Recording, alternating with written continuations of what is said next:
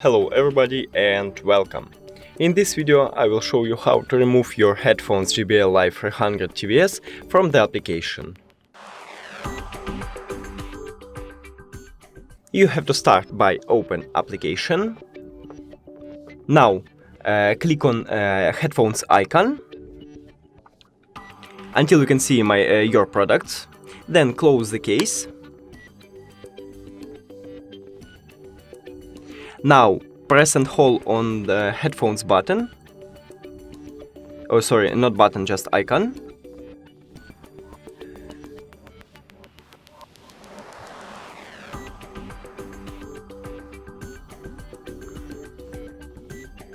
Yeah, and slide down to the trash. And that's it. Thank you for watching this video. If you found it helpful, please consider subscribing to channel and leave the like on the video. It's really important to us. See you later!